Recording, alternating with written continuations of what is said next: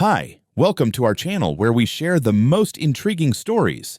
I thought it was just another trip to my mountain cabin until I found a locked gate, armed guards, and a sign claiming my land wasn't mine anymore. What started as a property dispute turned into a fight against fraud, corruption, and a criminal empire hiding behind an HOA, and I'm not backing down.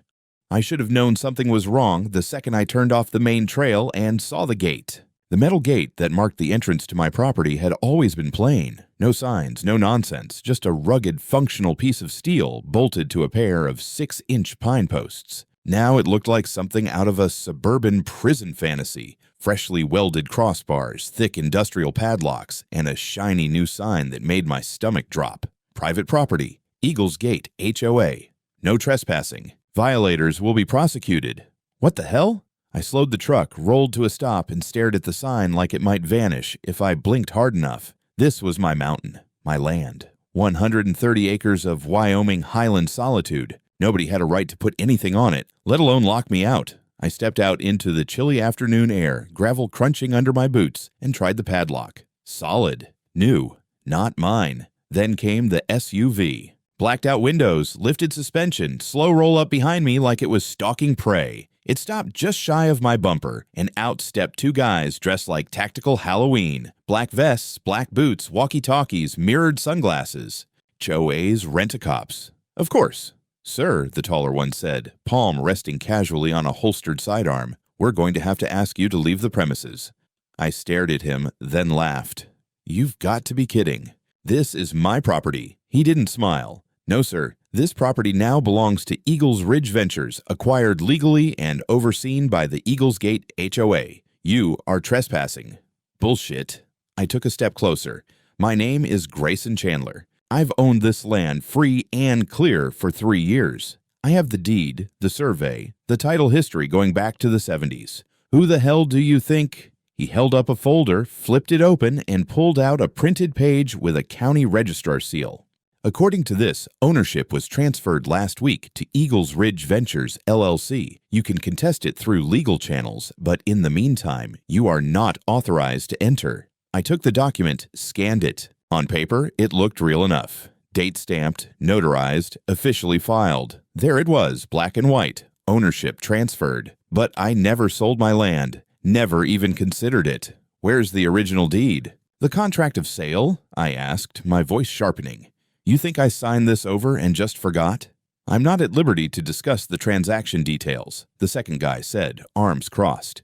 We're just following protocol. This is a mistake. Then take it up with the county. For now, please vacate the gate area. I stood there for a long moment, pulse thudding behind my ears. My hand twitched toward my phone, but I already knew I wasn't getting past them without making this worse. I snapped a photo of the sign, the padlock, the document. Then I backed up, climbed into the truck, and rolled away without another word. I drove 2 miles down the mountain to a turnout where the cell signal was decent and started making calls. First my parents, just to let them know I wouldn't be coming home to the cabin tonight. Then Garrett McCole, my real estate attorney and longtime friend. He picked up on the second ring. Grayson, you sound winded. They locked me out, Garrett. Some HOA freak show claims they bought my land, sent armed guards, changed the locks. There was a pause. Come again. I told him everything. He said 2 words. Get here. Now. By nightfall, I was parked outside my parents' house in Jackson. Garrett met me in the driveway, already on his laptop, already furious. Someone recorded a transfer of ownership with the county. Effective last Friday. Seller listed as, you guessed it, Grayson Chandler. Buyer is a shell company out of Cheyenne, Eagles Ridge Ventures. I never signed a damn thing. They've used a notary I've never heard of, but the seal checks out, at least at first glance. We'll get the real docs in the morning. We stayed up late, pulling every piece of paperwork I had. Title, survey, mineral rights, utility easements. Garrett flagged 6 inconsistencies in the filing. Wrong parcel reference here, mismatched plat map there. But nothing definitive yet. Just smoke. At midnight, I sat in my parents' kitchen, sipping scalding black coffee and staring at my truck keys like they might offer answers. My house, my systems, my equipment, my journals, my dog's damn chew toys, everything I owned sealed behind a gate with a lie on it. Garrett looked up from his screen. They're either incredibly stupid or incredibly bold. Or both, I said. Who the hell's behind this? He hesitated. You won't like the name I found linked to the LLC. Try me. Rex Bailey.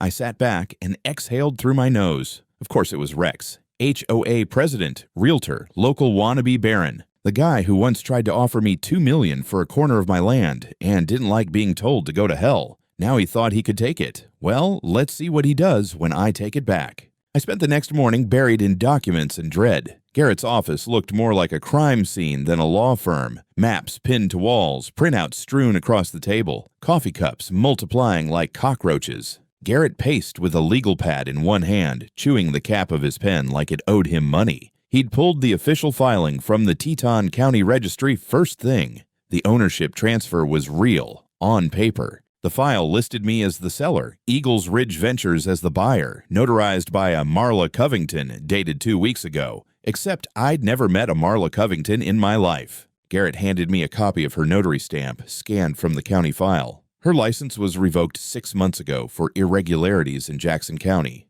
She shouldn't have the authority to notarize a grocery receipt, let alone a land transfer. He flipped through another set of documents. Even worse, this identifier, he jabbed a line of numbers, belongs to a completely unrelated file. A foreclosure from 2 years ago on a commercial lot in Cody. They reused it, spliced it onto your transaction. Sloppy. I stared at the supposed deed of sale, trying to feel something other than rage. How the hell did it even get past the registrar? He shrugged. Sometimes these things fly under the radar. Automation, understaffing, or maybe someone looked the other way. I'm not ruling anything out yet. We filed an emergency claim with the county assessor's office, notice of fraudulent conveyance, and attached a lease pendens, a formal notification that the title was under legal dispute. It wouldn't kick Rex out of my house, but it would freeze any attempt to resell it. While Garrett submitted the paperwork, I started digging into Eagles Ridge Ventures, registered to a P.O. box in Cheyenne. No website, no real contact number. On paper, it was a real estate investment firm. In practice, it looked like a front. By noon, Garrett found the clincher. The deed claimed the property had been abandoned and unmaintained, with no primary residence or owner contact for 6 months. It cited a fictional ordinance and a clause from a Land Reclamation Act that hadn't existed since 1983. They're trying to build a story, Garrett muttered. Abandonment, unclaimed land, neglect, all total bullshit. But if no one's watching the hen house. I nearly laughed. I was in Seattle for 9 days, not 6 months. And that cabin is solar-powered, water-fed, and actively logged with the FAA because of the helipad. I get flight clearance every damn week. Then they're not counting on winning in court.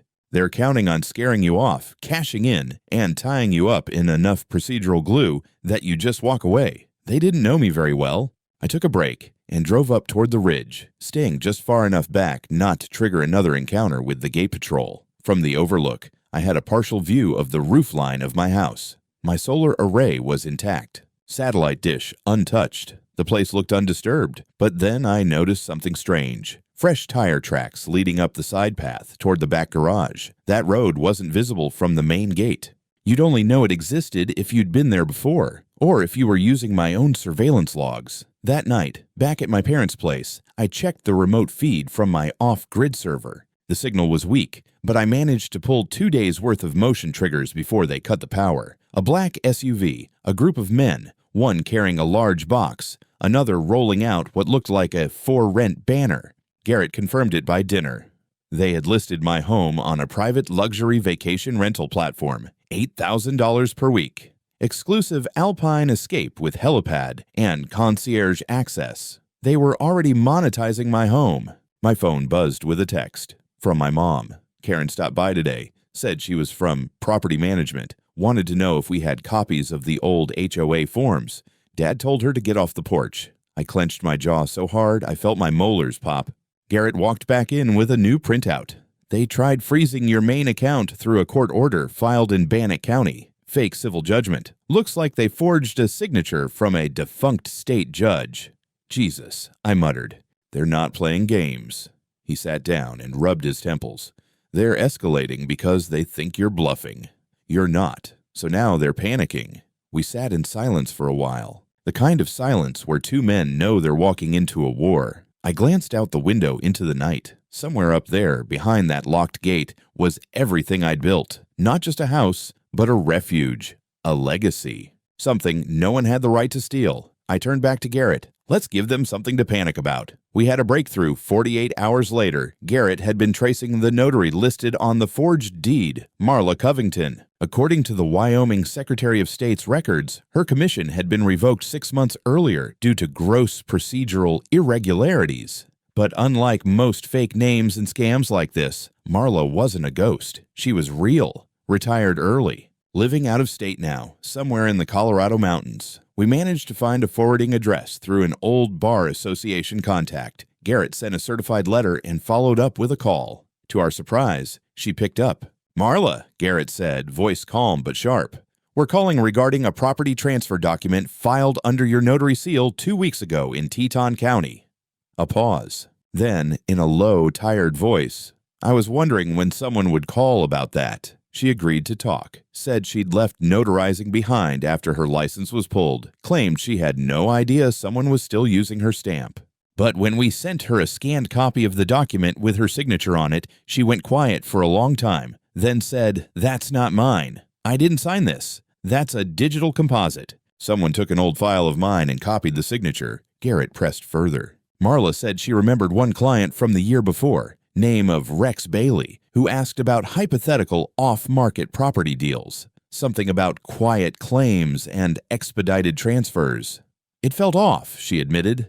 "I didn't take him on as a client, but he asked too many questions. I think he was looking for weak links." We arranged a face-to-face. Marla agreed to meet in Denver with a representative from the state attorney general's office and an FBI contact Garrett knew from a cyber fraud case 2 years back. She was nervous but firm. Said she wanted to clear her name and help put this HOA scheme out of its misery. The meeting was set for the following Friday. She never showed. Garrett and I were already in Denver when the call came in from the state police. Her car had been found on a back road near Gunnison. Engine cold, driver door open, no sign of Marla. The vehicle had been torched. Total loss. Her phone pinged twice on the move, once in Colorado Springs, once near Casper, then went dark. FBI classified her status as missing under suspicious circumstances. Garrett went pale when he read the report. I just felt numb. We spent the next hour in a roadside diner, staring at 2 cups of untouched coffee. "I thought this was about land," I said finally. "But this is organized." Garrett didn't argue. That night, I called in a favor from someone I hadn't spoken to in years. His name was Tam Corbin, ex-federal investigator, now working private cases out of Bozeman. We met during a messy federal contract fraud dispute 5 years back. Tam was blunt, surgical, and not afraid to rattle cages. I gave him everything: names, filings, screenshots, timelines. He asked one question: "Do you want evidence or do you want destruction?" "Both." "Then I'll need full access. No NDAs, no sugarcoating." Done. Tam got to work immediately. Within 2 days, he traced the business filings for Eagles Ridge Ventures to a holding company in Delaware, standard practice for obfuscation. That company was linked to 3 more LLCs, all registered over the past 18 months. He pulled property records, found 2 other transfers just like mine. Land labeled unclaimed, sold without owner knowledge, now under HOA jurisdiction. One of the previous owners, a retired prosecutor named Alan Mercer, had been battling them in civil court for almost a year. They'd buried him in motions and continuances. His case was quietly pending. I called Mercer. He answered on the second ring. "You're the mountain guy, right?" he asked. "Been hearing about you." "Likewise. Let's take these bastards down together." Meanwhile, the harassment ramped up. Someone threw a Molotov cocktail through the back window of my old garage workspace outside Jackson. Luckily, no one was inside. Minimal damage, but the message was clear. Online, things got worse. Posts started surfacing that I was a tax dodger, a crypto scammer, a fraud. Someone even photoshopped a fake arrest warrant with my name and photo claiming I'd embezzled HOA funds. It went mildly viral in a local Facebook group. The comments were vile. Garrett had to take down my business website just to stop the bots. Tam sent me a voice message later that night. This isn't just HOA expansionism. This is racketeering. You're looking at conspiracy, mail fraud, notary fraud, title theft, unlawful occupation, harassment, and now potentially witness intimidation or worse. If Marla's dead, they've crossed into federal. What do we do now? He didn't hesitate. We build a trap, and we make them walk straight into it. Tam didn't waste time. Within 72 hours, he'd built a map, a literal map of the entire HOA operation. We laid it out on Garrett's conference table, a spiderweb of LLCs, shell companies, notaries, some revoked, some non-existent, and addresses that led to UPS drop boxes or abandoned strip malls. In the center of it all, Rex Bailey. The smug bastard hadn't even tried to cover his tracks that well. Several of the shell companies shared the same corporate agent. Worse, we found digital footprints, emails, metadata, even a Google Calendar invite linking Rex to ER Ventures Reorg. 2 weeks before the fake deed was filed, Tam leaned over the map, tapping one of the outer threads. They're sloppy because they think they're invincible. I smiled. Then let's teach them fear. We started laying traps.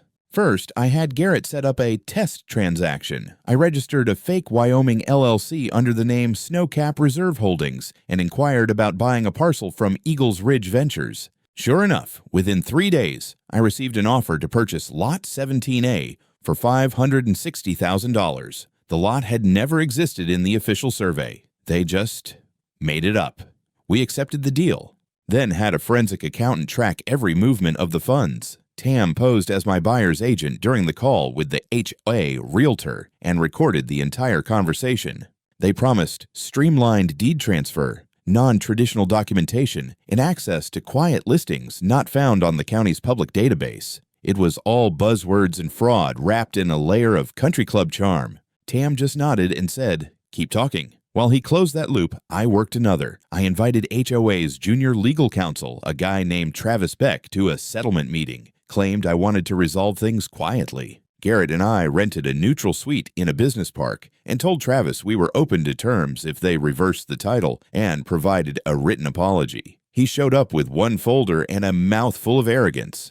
"Mr. Chandler," he began, "let's not pretend this is a simple misunderstanding. The property was sold. You neglected it. Eagles Ridge followed legal procedure."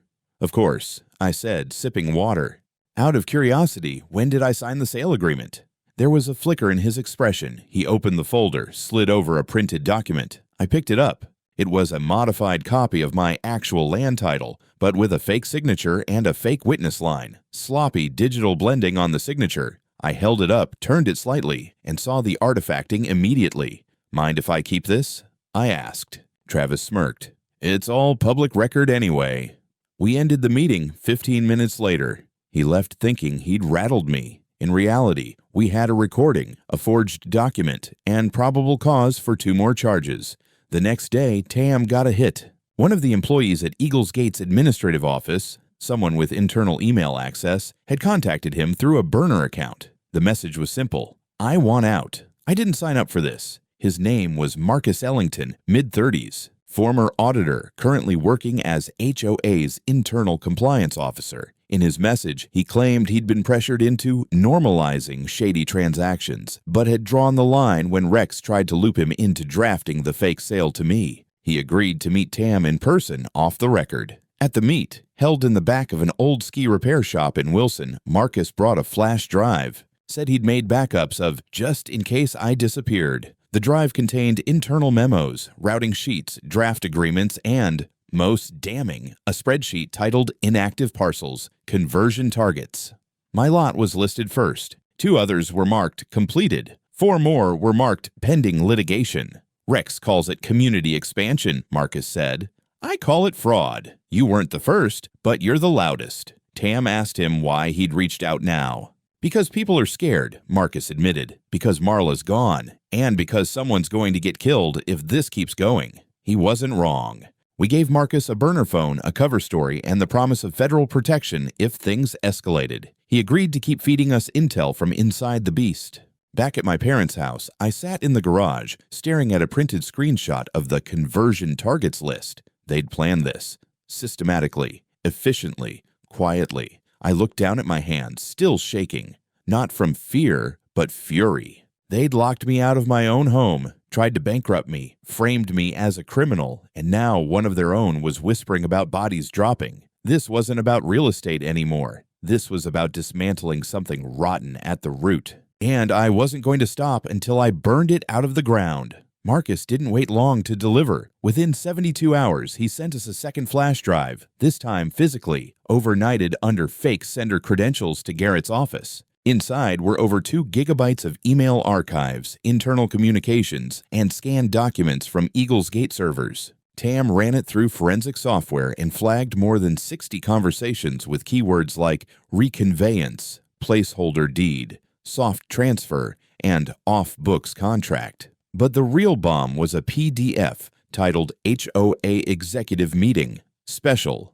Vote timestamps matched a meeting held 3 weeks before I was locked out of my own house. The vote recorded 8 participants. 7 voted yes to initiate a priority asset reassignment of my property. The 8th abstained. The chair of the meeting, Rex Bailey. Attached were comments from board members discussing timing the filing to coincide with Chandler's known travel window and activating the short-term rental rotation immediately to recoup legal overhead. Translation: they stole my home on purpose, knowing I'd be gone and planned to make money on it before I could respond. Tam's hands were shaking when he handed me the printout. "This isn't some petty title fraud anymore," he said. "This is criminal conspiracy, wire fraud, racketeering.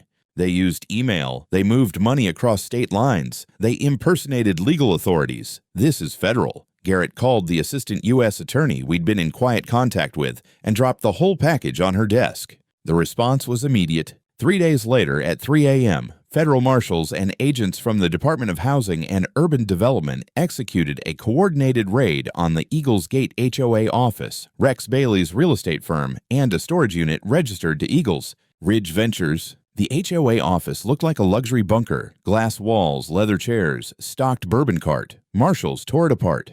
They found locked drawers with burner phones, printed copies of altered deeds, maps with color-coded parcels, and a cash ledger labeled secondary disbursements. Rex was arrested at his lakeside home, wearing a robe and sipping tea on his deck like he didn't have a care in the world. They also picked up 3 others: HOA's legal compliance officer, not Marcus, the notary liaison, a fake position but staffed, and a guy named Brody Schilling, the same one who'd posed as a guest services rep at my property listing. The news broke fast. Local reporters camped out near the gates. The Eagles Gate board went silent, but the fallout wasn't quiet. That night, someone threw a brick through Garrett's office window. Inside the envelope taped to it was a printed photo of me in my truck, taken from the side of a highway. No note, just the image. Tam checked the metadata and confirmed the photo had been taken with a long lens. Recently, someone was tracking me. Marcus went underground.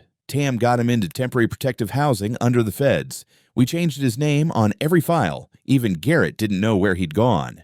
Then came the smear wave. Local news started running vague segments about wealthy tech investor entangled in HOA fraud, conveniently omitting that I was the victim. Anonymous sources claimed I had a history of tax dodging and land flipping. One outlet published an exclusive interview with an anonymous HOA board member who claimed I'd offered to sell them the land, then backed out and made trouble. I recognized the voice. It was Karen. Karen, HOA's vice president, had kept a low profile through all this, letting Rex play alpha dog while she held court behind the scenes. I'd only met her once, briefly months ago, at a local fundraiser where she shook my hand with a grip like a dead trout and asked if I was willing to be a good neighbor. Apparently, her idea of good neighborliness involved a torch and pitchfork. But not everyone was loyal to Rex. The HOA board began to fracture. 2 members resigned within 48 hours of the raid. One released a statement apologizing for not doing due diligence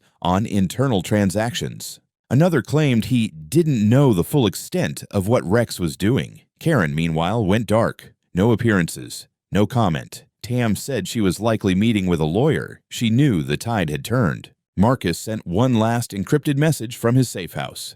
"There's more. You haven't seen the worst yet." I wasn't sure what that meant, but I knew the worst people tend to save their best tricks for last. And we weren't done yet. I didn't expect Karen to fold. She'd always struck me as one of those immovable types. Suburban queen bee, mouth full of passive aggression and platitudes about community values. the kind who knew everyone's property line better than their own marriage.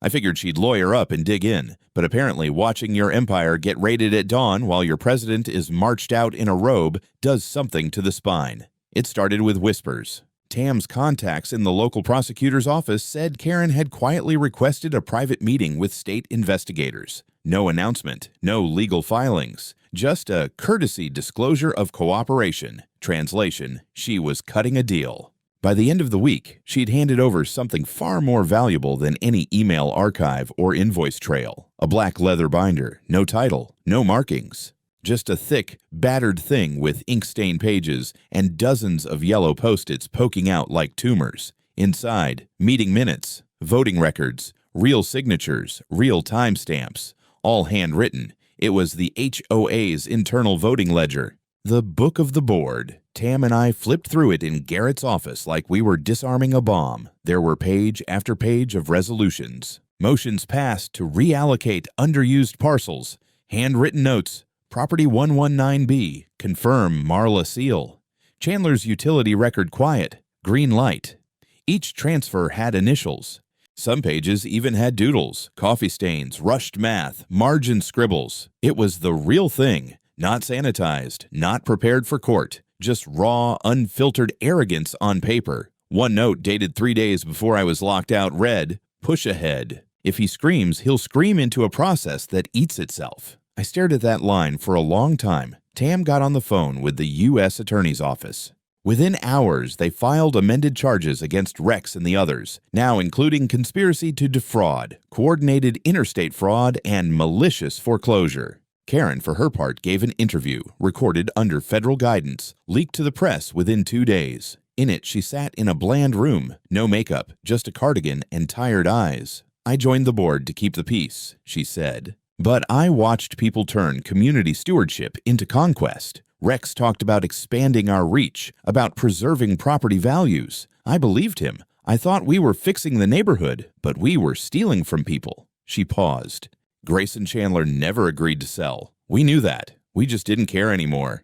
It went viral. Not national, but big enough that even local businesses started pulling their sponsorships from Eagles Gate events. One real estate partner publicly severed ties. The HOA's insurance carrier filed a notice of non-renewal pending legal review. The facade was crumbling. 2 more board members resigned. 1 fled the state. The HOA's attorney issued a baffling press release calling the accusations a misunderstanding of complex title processes, which Tam immediately mocked as the Enron defense. But the cherry on top, Rex Bailey's personal email archive, obtained via subpoena, decrypted by federal IT, and dumped strategically to local media. In one message sent 6 weeks before my lockout, Rex wrote, "Chandler's cabin could fund our entire road paving budget for the year. If he won't join, we'll find a way to acquire. I'm tired of holdouts blocking community growth."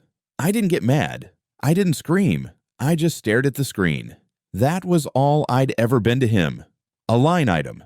A $sign in the road ledger. So I decided to make my own line item. With Garrett and Tam coordinating, we pulled the legal trigger on a full-blown civil RICO case, racketeering influenced and corrupt organizations. It named Rex, Karen, the board, the shell companies, and every entity that moved money through the fraud. More than that, I called a press conference, set up in a borrowed civic center, rows of metal chairs, microphones, fluorescent lights buzzing overhead. I stood up with my lawyer on one side and Marcus, now officially out of hiding, on the other. We laid it all out, the fake transactions, the forced transfers, the ghost companies, the book of the board. We showed photos, played audio, read from Rex's emails. I ended my speech with a line that wasn't planned. I didn't move to the mountains to start a fight. I moved to be left alone.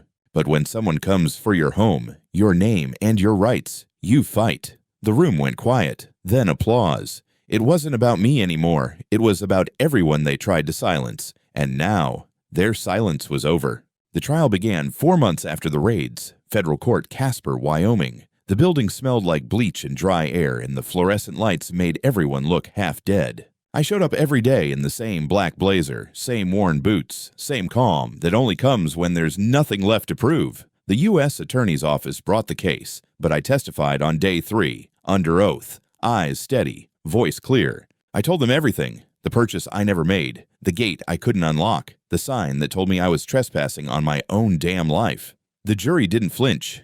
They listened, nodded, scribbled notes. Then came Marcus. He took the stand with a tremor in his hands, but steel in his spine. His testimony painted the boardroom like a war room, meetings where property was scouted, owners profiled, filing dates chosen based on absence probability. He described how they referred to me as primary asset alpha, not a person, an asset. Then Karen, she didn't cry. She didn't beg. She read her statement like a woman unloading a weight she'd carried too long. Named names. Explained how they'd used pressure, social guilt, and community duty to silence dissent. She admitted to authorizing the soft eviction votes. I was wrong, she said plainly. I was a coward, but not anymore. The prosecution dropped email threads like bombs. Rex joking about quietly absorbing that Chandler cabin in group threads. Internal charts tracking projected rental income from converted properties. Tam, though not testifying, fed a constant stream of data to the legal team. Every number matched, every transfer linked. The defense crumbled. Rex looked like a shell by the second week. His signature tan had gone gray. The smirk disappeared after day 4. He stopped making eye contact with anyone, even his own lawyer. Closing arguments lasted less than a day. The verdict came in on a Tuesday. Guilty on all counts. Federal wire fraud, conspiracy, title forgery, racketeering, criminal trespass, mail fraud, witness intimidation, unlawful financial transfers, unauthorized occupancy of private real estate. Rex was sentenced to 18 years in federal prison with no chance of parole for the first 12. 3 board members took plea deals and got between 4 and 7 years. Karen, because of her cooperation and full testimony, received probation and a suspended sentence. Marcus was cleared of all wrongdoing. The judge ordered the complete dissolution of the Eagles Gate HOA, effective immediately. It was the first time in Wyoming history that a private homeowners association had been forcibly disbanded by federal order, but that wasn't the end. The court also granted me full restitution. The property, of course, returned without condition, but also $2.6 million in damages for unlawful occupation, emotional distress, and income loss from the illegal rentals. That would have been enough. But I wasn't done. The DOJ filed a parallel civil asset forfeiture case, and all real estate assets linked to Eagles Ridge Ventures and its shell corporations were placed under auction. I waited until the right moment, then submitted bids through a third-party holding trust, and one by one I bought them all, every parcel adjacent to my land, every house that used to call Eagles Gate home, every square foot of dirt that had once paid dues to Rex Bailey. Some of the former residents, those who'd been misled or kept in the dark, I let stay. I offered to remove liens, reset boundaries, sell back at cost. But the rest? They moved. The name Eagles Gate was wiped from the county record. No more HOA, no more board meetings, just silence. And then I made plans for the land. I hired builders, not for condos or rentals, but for a different kind of institution, a high-altitude retreat and school for legal self-defense. A place where victims of HOA abuse, land theft, and bureaucratic coercion could come, learn, and rebuild. I called it the High Ground Initiative. Law students volunteered, retired judges came to speak. Survivors from across the country wrote in, donated, showed up. We hung the Book of the Board in the main hall, behind glass, as a warning, as proof. And every time someone walked through the gates, I watched their expression shift. From guarded to grounded, from fear to fight, because this time the gate didn't keep people out, it let them in. It took nearly a year before I finally walked the ridge again. Early fall, cold wind moving down from the north, stirring the pine tops. I parked at the old clearing, boots crunching on gravel where Rex's HOA security gate used to stand. Nothing remained of it now, just rust marks and a rectangle of disturbed soil. I'd left it that way on purpose. As a reminder, you don't bury rot, you expose it. The air smelled clean. No paint fumes, no truck exhaust, just dirt and trees and distant sky. I made the hike up past the switchbacks and stood on the overlook above the cabin. My cabin. Sunlight hit the solar panels just right, glinting like a signal flare in the distance. Everything was back in place. The perimeter sensors, the satellite dish, the reinforced gate, now coded only to me. But I didn't live here full-time anymore, not because I feared losing it again, but because I had more to do. The High Ground initiative had taken on a life of its own. What started as revenge became momentum. We hosted our 5th retreat that summer, 35 attendees from across the U.S., some in tears just being able to say the words HOA abuse out loud for the first time. Garrett lectured on title law. Marcus taught a module on whistleblower protection. Even Karen showed up once. Quiet, respectful, there to answer questions, not ask forgiveness. She didn't try to justify herself. She just listened. I respected that.